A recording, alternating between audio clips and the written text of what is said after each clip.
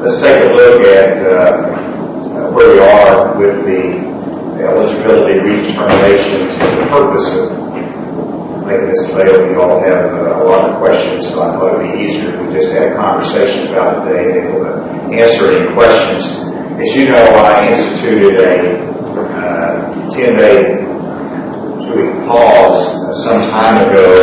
The reason for the pause on initiating more termination letters was to give the county offices and DHS an opportunity to catch up on the backlog of information.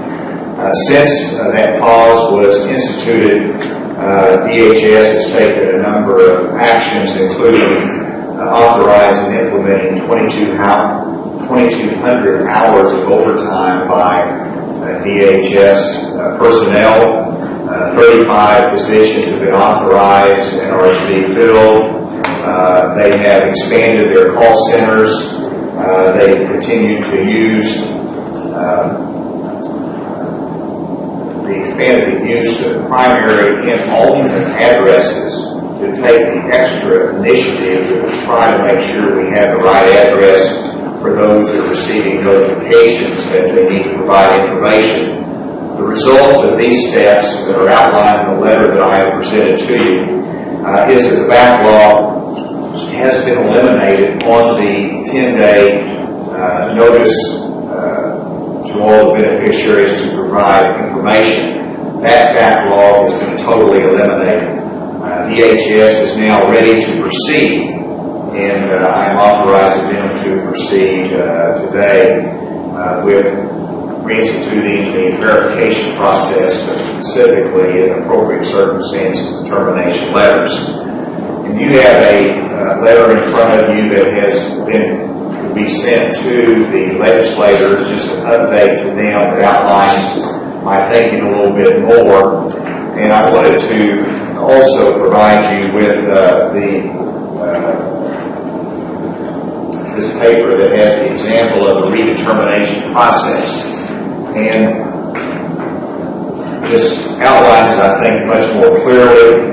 And this is just an example. If the notice goes out July 1, if it goes out August 1, or if it goes out September 1, that's the first notification for verification of income is sent to certain of the clients that have a question about their income eligibility. They have 10 days to respond. Then July 10 is when that response should begin, but that starts a 10-day window that is built in for mailing and processing time, which is necessary. And then on the 20th day, the notice of termination is sent because the client is ineligible or has failed to respond and submit the requested information. And one thing that we talked about with Ms. Anderson and Mr. Seeley is that from this point on, there will be absolutely no termination notices that go out. One, without that time frame that's built in, and secondly, that we have assurance that all the information in the county offices is processed. And so if the client has sent in information, we're assured that that information is processed before the notice of termination goes out. And then the last two blocks, if there are 10 days left in the month, coverage will end on July 31 or August 31, whatever the end of the month is. But if there's less than 10 days, the coverage will go to the next month. And so that is just for your information as to how the process works internally, combined with what is happening externally with the 10-day notice that goes out. I also mentioned in the letter that I'm submitting to the legislators some of the rationale behind the 10-day notice and why there's always going to be some problems. Whether you have a 10-day notice or you have a 30-day notice or a 45-day notice, some of the clientele is going to either wait till the last minute or are not going to submit the information requested.